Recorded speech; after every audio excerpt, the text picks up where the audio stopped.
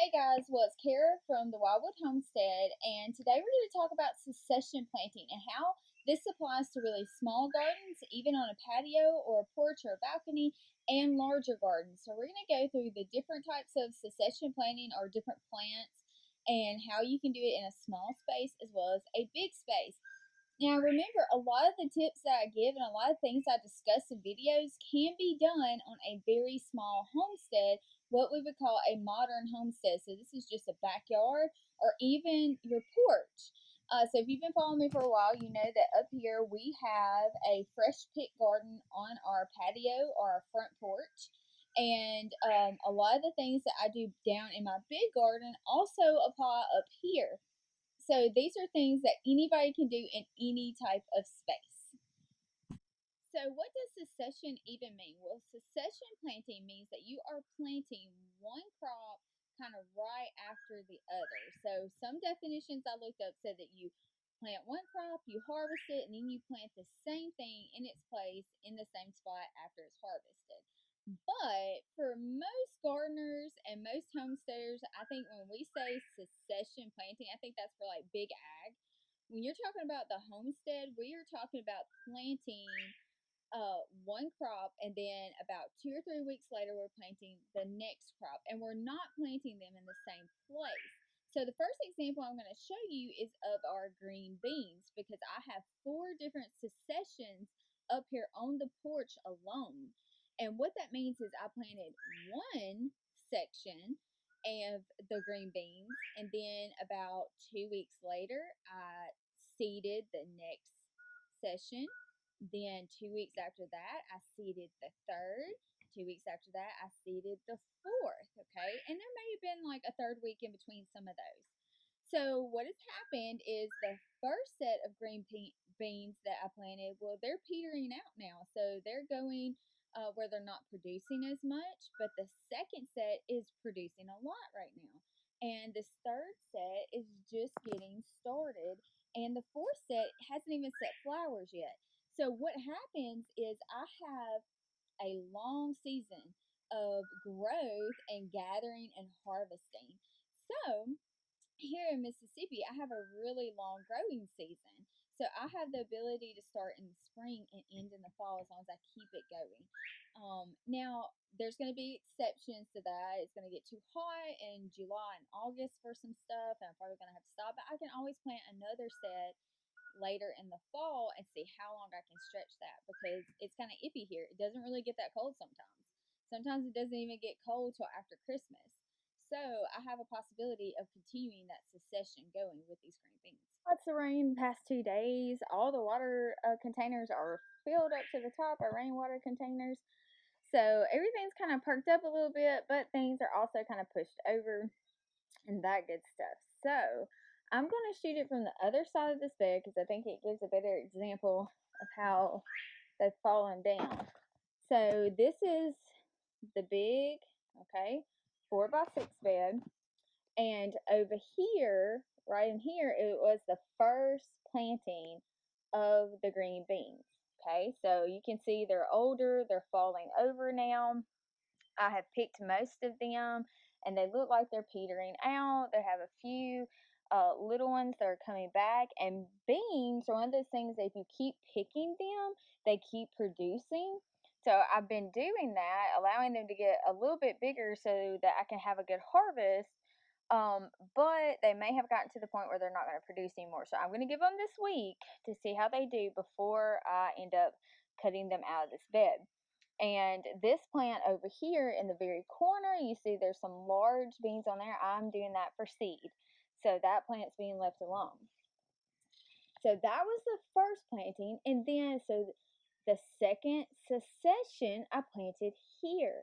So right here is where I seeded the next set. Okay, so I've harvested probably 3 times off of these plants, and they are still going strong. We still have buds that are coming. So here we're going to have a flower show up. So I know that's coming. We have beans. So this set is still producing pretty good. And this allows us to be able to do fresh cooking. So I can just come out here and get the beans I need. We actually had some last night and cook those. And then it gives me a couple of days to switch over to another one. And so here is the third session. Okay, so 1, 2, 3. So a couple weeks later after that second one, I planted this one. And here we have flowers, we have beans coming. And so this keeps your harvest going throughout your season. So this was 3. You see they're doing really good. So I'm going to get some harvest, several harvests off of this one. So I mentioned a fourth one. With the fourth one, I got a little creative with. So the fourth one, I actually planted alongside the tomatoes. There was space in there, and they can fall over right here, right here. Jericho's in the way. All right, and then over here. So about as many as I would have planted in a whole bed, I have in 4 different locations.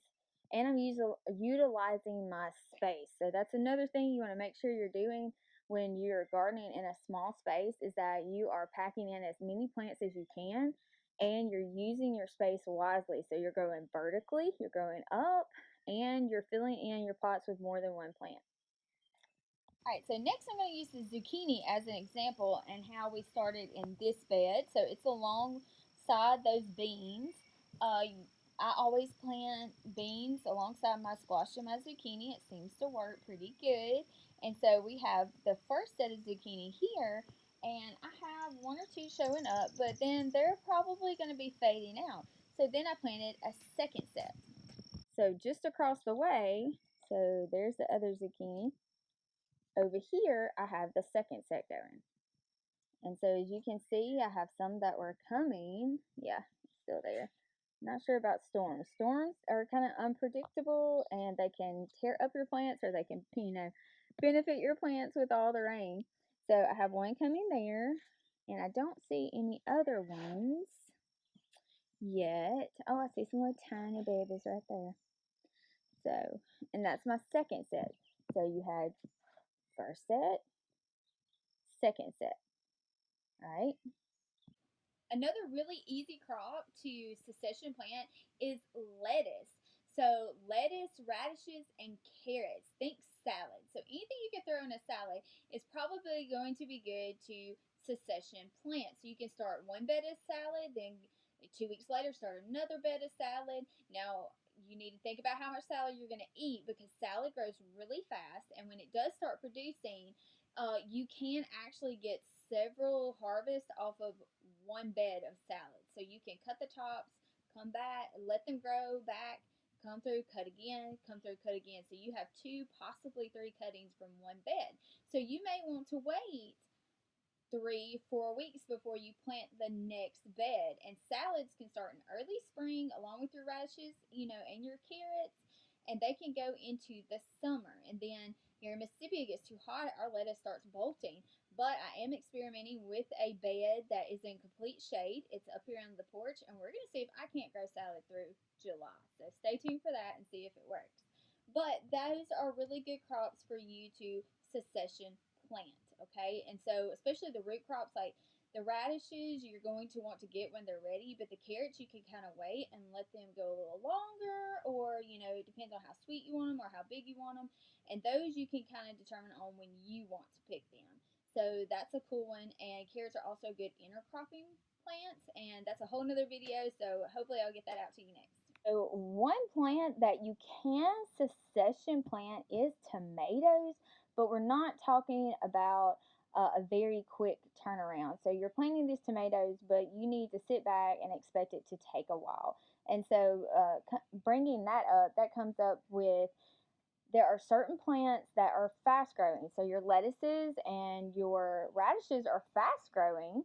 So therefore, you can succession plant more of those and get a harvest, but your tomatoes and your carrots are not. So that is one thing to think about when you're succession planting is realizing how long it's going to take that carrot to grow.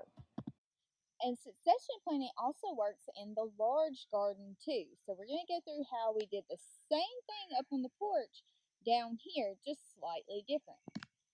Okay, so down here I operate kind of in rows. So I have like a first row, a second row, a third row, and then a fourth row is just kind of for different plants back there. But so the first row gets planted first. This is my first succession of squash and zucchini and tomatoes and peppers and beans. Then I give it about 2 weeks. Then I plant this row. So it's like the second set, then the third set. So I keep it like that so that way I have room. I have a steady crop going. I don't have to put all the tomatoes and peppers up at one time because I end up wasting it because most of the time I'm doing it by myself. And so this helps me to kind of keep control of my larger garden. So this is something you can think about. And same thing, plants are stacked. And so we have squash, we have zucchini back there, zucchini, squash, zucchini. We have tomatoes, tomatoes, tomatoes. We have peppers, peppers, peppers. And we have beans, beans, beans. So while that squash is coming to an end or it's producing slower right now, this one is just now kicking up and starting. And then those over there will be even later. So I just have a continuous harvest throughout the season. Well, hopefully this gave you some ideas about how to succession plant maybe in your garden or even your porch or balcony, and you're just going to keep it going. So just think of it as a continuous cycle. So you're just planting the next cycle, the next cycle, the next cycle, and that way you have a full season of harvest, and it just makes it easier for you. It makes it easier to put up, and just so you can enjoy the fruit longer. Okay, so one tip I would recommend doing is thinking about how you want to put these things up, and then make sure that you are planting vegetables and fruits that you will eat and your family will eat for a long period of time. So if you live in a longer growing season like I do, make sure there's stuff that your family wants to eat. Once they finally get tired of green beans or they finally get tired of cucumbers, then have a plan to put those up, okay? So you may want to choose for green beans. It's easier probably to freeze them, and it doesn't take as much time. But if you do have time and you have bigger batches, you might want to can those. So that's stuff you need to research and see what's best and how to preserve those bigger crops for your family.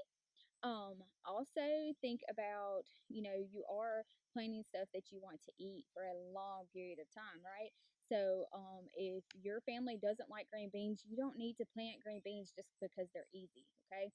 So make sure you're going to plant things that your family is willing to eat for a really long time. So I hope that was helpful. I hope you got something from that quick garden tip. If you like this video, please subscribe. Help us get out to more people. You can hit the thumbs up and like there. You can also check us out on other social media platforms such as Instagram and TikTok. And then you can also visit the website for more inspiration. Bye.